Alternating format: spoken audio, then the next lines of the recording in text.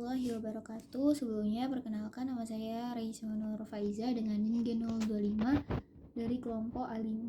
Jadi sini saya akan menjelaskan mengenai soal yang ada di kasusnya. Jadi yang pertama ini ada A. Jelaskan pembagian lapisan dinding abdomen anterolateral dan posterior. B. Jelaskan mengenai sistem otot yang ada di abdomen. C. Jelaskan mengenai organ retroperitoneal dan intraperitoneal. Nah, jadi untuk yang pertama itu dinding abdomen. Jadi untuk anterolateral itu yang pertama ada kulit. Ini tuh dia melekat sama struktur yang di bawahnya dengan longgar, kecuali pada umbilikus. Kemudian yang kedua ini ada fascia superficialis. Nah, fascia superficialis ini tuh dibagi dua. Yang pertama kalau misalnya di inferior umbilikus itu ada dua lapisan. Yang pertama ada fascia Camper. Ini tuh untuk situs utama penyimpanan lemak. Kemudian ada fascia scarpa. Ini tuh merupakan lapisan membranosa tipis dengan sedikit atau tanpa lemak. Yang kemudian ke arah superior, kedua lapisan itu bakal jadi satu. Jadi fascia superficialis pectoralis. Terus kalau misal ke dorsal itu nanti jadi fascia superficialis dorsi. Nah, kalau misal pada pria nanti itu bakal berlanjut membentuk fascia dartos. Terus kalau misal ke belakang skrotum itu jadi fascia coles. Terus habis itu kalau fascia scarpa nanti itu kalau ke paha itu bakal gabung sama fascia lata. Terus kalau misal pada wanita, lapisan itu merupakan komponen labium maius pudenda. Yang ketiga ada fascia profunda, di mana lapisan ini tuh lapisan tipis jaringan ikat yang menutupi musculus. Yang keempat ada musculi et aponeurosis. Nah, ini ada dua. Yang pertama ada flat muscles. Jadi untuk ini ada musculus obliquus externus. Nah, ini tuh arah serabutnya dia inferomedial, dimana seperti huruf V. Kemudian batas bawah aponeurosis musculus obliquus externus abdominis ini tuh bakal membentuk ligamentum inguinal dextra et sinistra. Aponeurosis ini tuh dia jalan dari sias ke tuberculum pubicum dan melipat itu bakal membentuk kanalis inguinalis. Nah, kemudian selanjutnya ada musculus obliquus internus. Jadi arah serabutnya dia tuh supromedial atau seperti huruf A. Selanjutnya ada musculus transversus. Untuk vertical muscle-nya itu yang pertama ada musculus rectus abdominis.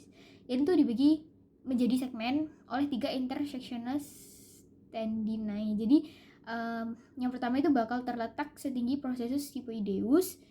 Kemudian yang kedua bakal setinggi umbilikus, dan satunya lagi itu terletak di antara keduanya. Terus otot ini tuh dibungkus sama vagina musculi recti. Jadi isi vagina musculi recti itu ada musculus rectus abdominis. Terus ada musculus pyramidalis, arteri vena epigastrica superior et inferior. Kemudian ada nervus subcostalis. Nah, selanjutnya ini ada fascia transversalis. Ini tuh lanjutan dari fascia profundus yang dia tuh memagari cavitas abdominalis dan bakal lanjut ke dalam cavitas pelvis. Terus selanjutnya untuk fascia transversalis ini dia paling terlihat itu pada sebelah dalam musculus transversus abdominis. Selanjutnya ada fascia extraperitonealis. Nah, ini tuh dia berisi jaringan lemak dan dia tuh terdapat viscera retroperitoneal dan viscera intraperitoneal. Terus ini tuh misahin antara fascia transversal sama peritoneum. Jadi kalau di anterior tubuh itu berarti preperitoneal, sedangkan kalau misal di posterior berarti itu retroperitoneal. Selanjutnya ada peritoneum parietal, dimana peritoneum nanti itu bakal ada dua, peritoneum sama cavum peritonei. Nah, pertama di peritoneum tuh jadi juga peritoneum parietal.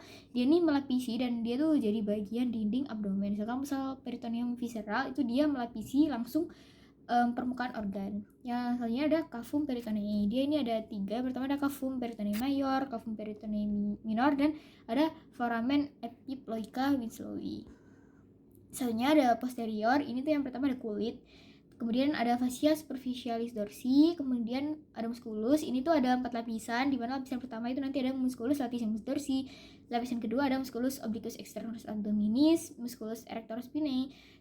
Terus ada musculus longissimus dorsi, ada musculus serratus posterior inferior. Kemudian untuk lapisan ketiga itu nanti ada musculus multifidus, musculus interspinal, terus ada musculus obliquus internus abdominis. Kemudian untuk lapisan keempatnya nanti ada musculus quadratus lumborum, musculus iliopsoas, musculus transversus abdominis, dan untuk selanjutnya ada fascia extraperitonealis di mana nanti merupakan jaringan lemak, dan terakhir ada peritoneum parietal.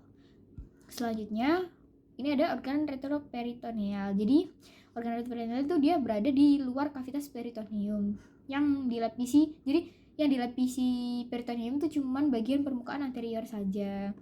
Sedangkan kalau misal organ intraperitoneal itu organ yang seluruh permukaannya itu tuh dilapisi sama peritoneum. Jadi dia itu ada di dalam kavitas peritonealis. Nah, untuk contohnya ini kalau misalnya yang retroperitoneal itu singkatannya Sedpaker. Jadi ini S-nya itu suprarenal gland, terus ada aorta, duodenum kecuali pars superior, ada pankreas kecuali cauda, ureter, colon ascendens et descendens, kidney, esophagus sama rectum. Untuk yang organ intraperitoneal berarti selain itu ini ada meliputi gaster, duodenum pars superior, jejunum, ileum, appendix, piriformis, colon transversum, colon sigmoida, cauda, pankreas, lien, dan hepar.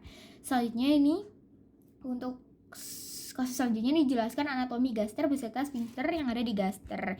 Jadi untuk gaster itu tuh dia berada di kuadran kiri atas abdomen. Nah, untuk bagian gaster ini tuh yang pertama ada fundus gastricum, kemudian ada pars cardiaca, juga ada corpus gastricum. Nah, ini tuh bakal terdapat plica gastricanya. Terus habis itu ada pars pylorica, ini ada antrum sama canalis pyloricum. Nah, untuk kemudian ada curvatura gastrica major, ini bakal jadi tempat pelekatan omentum maius. Terus kalau misal curvatura gastrica minor, ini untuk pelekatan omentum minus. Kemudian ada sphincter. Jadi untuk di gaster itu ada dua. Yang pertama ada gastroesophageal sphincter LES. Yang saja ada musculus sphincter pylori. Nah, untuk LES sendiri ini tuh dia lokasinya di persimpangan antara esophagus dan gaster. Jadi di daerah kardia gitu. Terus fungsinya dia tuh untuk mengontrol masuknya makanan dari esophagus ke gaster. Nah, jadi itu dia bakal mencegah reflux isi lambung yang asam itu untuk kembali ke esophagus. Jadi untuk dicegah gitu. Terus selanjutnya ada musculus sphincter pylori. Nah, lokasinya itu di persimpangan antara canalis pyloricum dan duodenum. Ini fungsinya untuk mengontrol pengosongan isi lambung atau kimus ke duodenum. Jadi biar sphincter ini tuh bukanya sedikit untuk mengeluarkan sejumlah kecil kimus untuk ke duodenum dan pada interval yang tepat. Jadi untuk pencernaan dan penyerapan yang efisien di intestinum teninya. Nah, selanjutnya ini tuh kalau misal yang sphincter pylori itu tuh merupakan cincin otot polos melingkar yang tebal. Sedangkan kalau yang tadi LES ini tuh merupakan cincin otot melingkar fungsional. Jadi bukan cincin otot tebal yang khas. Dan dia itu dibantu oleh tekanan dari diafragma sekitarnya. Selanjutnya ini ada lapisan gaster. Jadi untuk susunan lapisan dini gaster itu dari luar ke dalam itu ada tunica serosa yang pertama. Jadi itu peritoneum visceral gaster itu berfungsi jadi omentum minus untuk ke arah hepar dan omentum maius itu untuk ke arah kolon, ileum, dan diafragma. Kemudian selanjutnya ada tunica muscularis. Sedangkan ini kalau misal dibagi lagi, kalau misal dari luar ke dalam itu ada stratum longitudinum, stratum circularum, stratum oblique. Selanjutnya ini ada tunica submucosa dan ada tunica mucosa. Selanjutnya ada untuk omentum di gaster ini yang pertama ada omentum maius. Ini tuh ada terdapat ligamentum gastrocolica, ada gastrofrenica, ada gastrolienal, dan ada splenorenal. Untuk omentum minus ini nanti ada ligamentum hepatoduodenal yang berisi vena portae hepatis, terus arteri hepatica, fovea, terus ada ductus choledochus, terus hepaticus, terus ada ligamentum gastrohepaticum juga. Nah, nanti selanjutnya ini ada arteri di gaster. Jadi yang pertama ada arteri gastrica sinistra, itu dia berasalnya dari truncus coleacus. Sedangkan misal arteria gastrica dextra itu dari arteri hepatica communis. Terus ada arteri gastrica brevis itu berasal dari arteri linealis.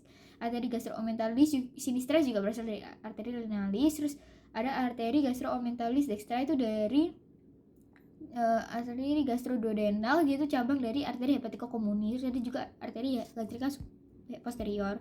Selanjutnya untuk vena di gaster itu ada vena gastrica dextra et sinistra. Ini bakal bermuara ke vena portae hepatis. Selanjutnya ada vena gastrica brevis dan vena gastroomentalis sinistra, ini bakal bermuara ke vena lienalis. Kemudian ada vena gastroomentalis dextra bakal bermuara ke vena mesenterica superior. Selanjutnya ini untuk inervasi di gaster. Jadi yang pertama ada nervus vagus untuk parasimpatis, dan kalau misal simpatisnya tuh nervus panicus major. Terus kalau misal untuk musculus sphincter papilloricusnya itu tuh dia bakal dapet impuls inhibisi atau relaksasi dari nervus vagus.